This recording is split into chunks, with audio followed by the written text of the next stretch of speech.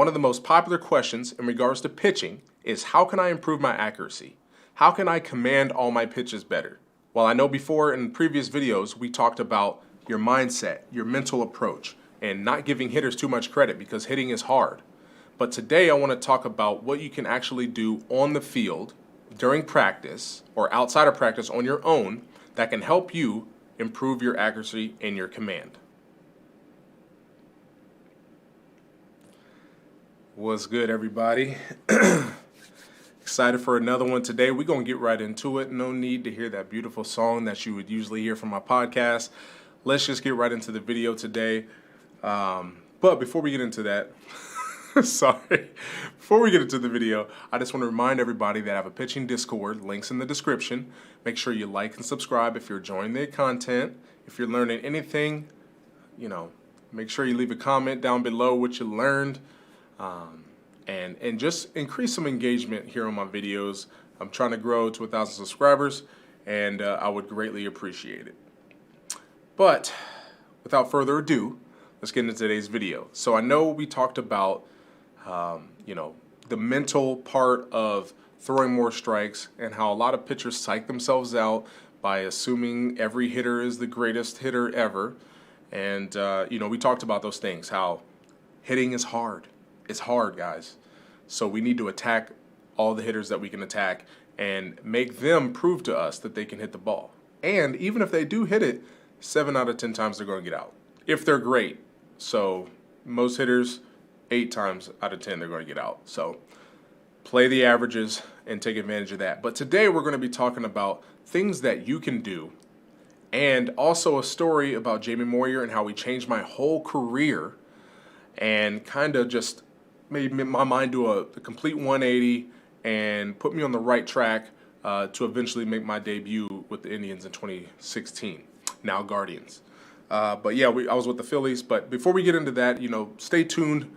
That will be later in the video. I just want to talk quickly about the catch game and kind of how I thought about it first and how I think most young kids and maybe even high school and college players, and there may be some pro players too, but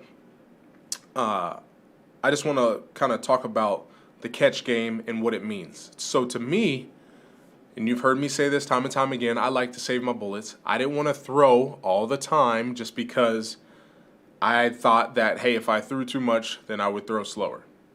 So there was the first wrong thing I was doing, is I actually wasn't playing enough catch.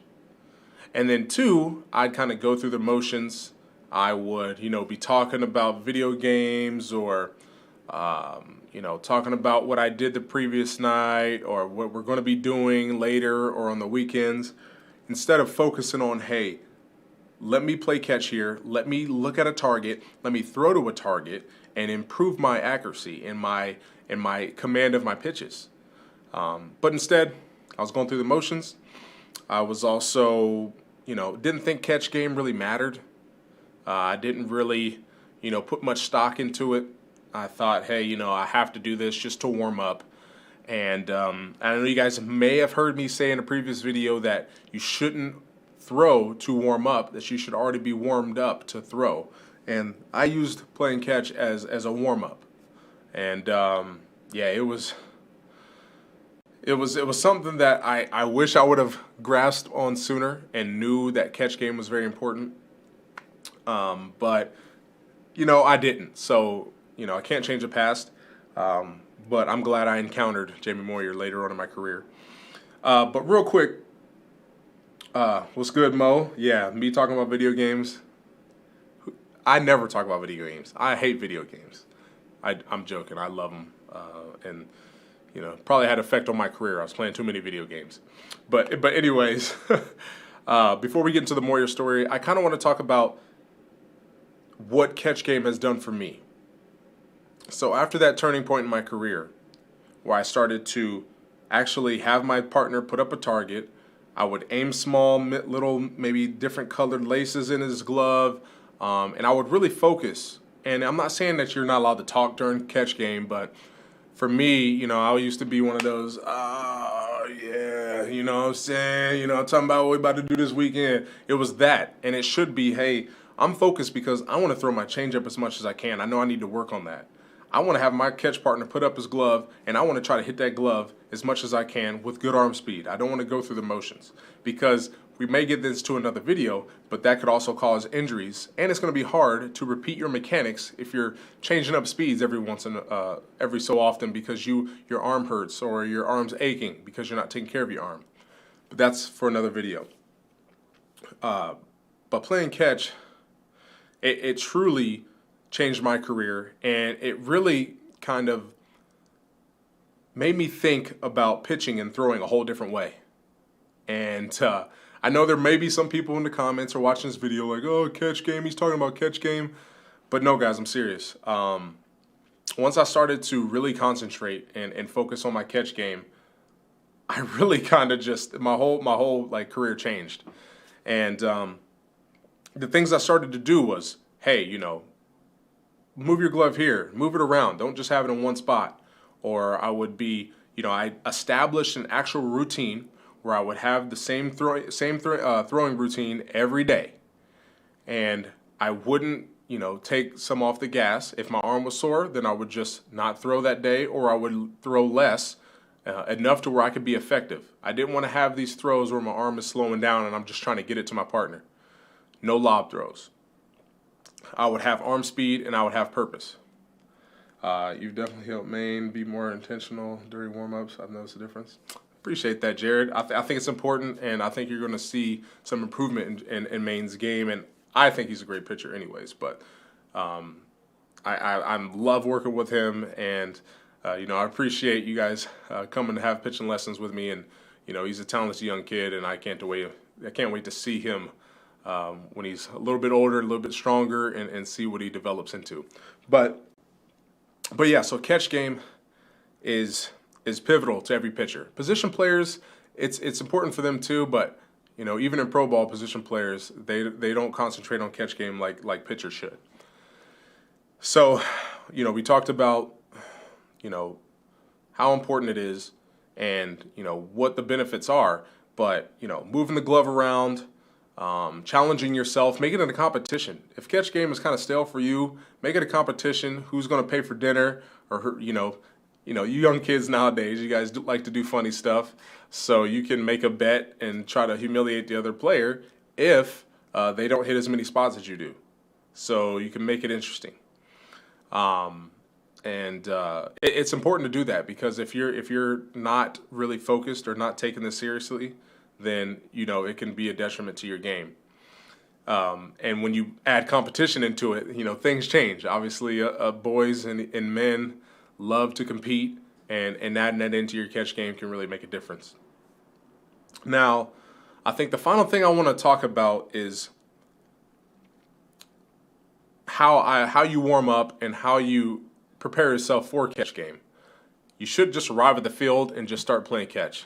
Like, your body you gotta be warmed up. And for me, I would kind of do my throwing routine with weighted balls before I actually play catch with a partner. And you should be throwing pretty hard in catch. There shouldn't be any lobs. If you have a partner that doesn't want to do that with you, you got to find another partner. Okay, it's as simple as that. But I kind of want to shift over to the Jamie Moyer story. And I think it was around 2010, the end of 2010, maybe early 2011, before spring training or during instructional league after the season in 2010. But for me, I was giving hitters too much credit. Even though I was just drafted in the second round, I didn't have much confidence. I was coming off of, you know, they just shut me down because my elbow was a little tight. So at the time, I just was watching a lot of baseball, had no confidence in myself, and literally looked at myself as like, okay, I'm the scum of the earth in the professional baseball levels. So after, you know, it was me and Jamie Moyer and a couple other pitchers there at the end of the season, and I wanted to work on some things, but, you know, there was no one else for me and Jamie to play catch with. So, and I want to remind you guys, at this time, I think Jamie Moyer had been in the league 23 years, and I was 22 at the time. So he'd been a Major League Baseball player longer than I've been alive. So I thought that was pretty interesting. So in my head, I was already saying, oh, I don't want to play catch because I'm going to overthrow him and then make this veteran chase the ball down. So, of course, that happened. He's like, hey, man, let's play catch. So I went out, played catch with Jamie. And, after the first couple throws, I air mailed one, and I started to go chase for it. Like, hey, no, no, Mr. Moyer, don't go chase for the ball. I got it. He's like, dude, don't be silly, bro. I'm just another human just like you. So, again, I appreciate that, Jamie, for being kind and not making me feel stupid when I threw the ball away. But it quickly changed, He's like, hey, let's get better at this. Let's take this serious. And, you're a professional pitcher. You shouldn't be throwing balls like this. And I'm like, damn, okay, sure, you're right. So, we started playing a game. He's moving his glove around. And, I'm not hitting every spot, but he said, hey, I started getting better. And once I started concentrating and focusing up, things got a little bit better. But he just notched it up to a whole different level. He's like, put your arm all the way out there. And literally, he's just throwing straight to it. Just, I'm not even moving my hand. Up here, just, it was pretty remarkable. And everyone knew Jamie Moyer as someone who didn't throw hard. But when you're playing catch, the way he threw the ball, if you still didn't want to catch it wrong, because he had something in his 80 to 85, it was definitely hard playing catch. But you can just tell he was confident in his catch game and he was going to hit the spot. And just seeing him, because to be honest, and I don't mean to toot my own horn, but at this time, I was kind of like an athletic specimen and he was some old man. And I think that he even said that. So in his book, he put me in his book as well. He was talking about this encounter we had that I'm telling you about in the story. And, he put it in his book and talked about, me, this, high draft pick and, athletic guy, and then him being an old man and how he whooped on me in the catch game. But that moment really, like, this dude is, I think he was 48 at the time, and the amount of focus and the amount of stock he put into his catch game, even at that age, even all the games and all the innings and all the years that he had pitched, he still was focused and locked in on his catch game enough to where, he took me to school. So, that point, it changed for me. So 2011, I came back, and I think 2011 was an okay season. I was in single A, and then it just meant so much to me from then on that I needed to make sure that, hey, catch game is important, and I'm hitting spots, chest, boom, boom, boom. Now, I'm not saying I wasn't perfect. I'm not saying I was perfect, but I just think, in my lessons, I'm going to be harping on this. So if you're doing one-on-one lessons with me, you're going to hear me talk about this all the time. And, preparation, you're going to hear me say this as well, because I heard this from, Cy Young Award winners. Preparation breeds confidence. And if you're preparing, playing catch, when the lights aren't on, when the batter's not in the box, and you're able to do it then, obviously you're going to have confidence to do it later. Like, I've done this before. I can hit spots, but if you're just lobbing the ball and not really looking at a target and throwing hard, it's going to be hard for you to do in the game. So I just wanted to share this today because, like I said, it's important and we shouldn't overlook catch game, and it should be something you look forward to, actually. So, start a ongoing competition with your throwing partner. Find a throwing partner that can catch you, because you shouldn't be holding back too much. I'm not saying fire at 100 mile an hour, but it should be good firm throws, And if you like the guy, but he can't catch your firm throws, or he's making you, you feel bad, so you're going to come off your throws a little bit, and then you're not getting better, it's not worth it. Just switch catch partners.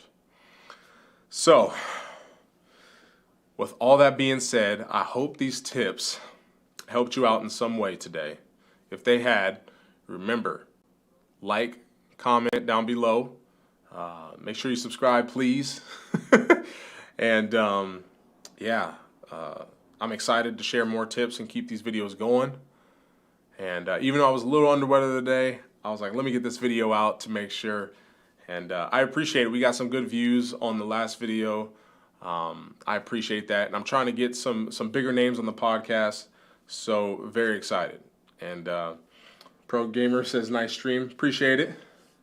Appreciate it, Mo. Hey, Mo, you the best, man. I think you're the only person that I've ever created a player in a video game that wasn't me. I created you. So, and you made me create you with no batting gloves.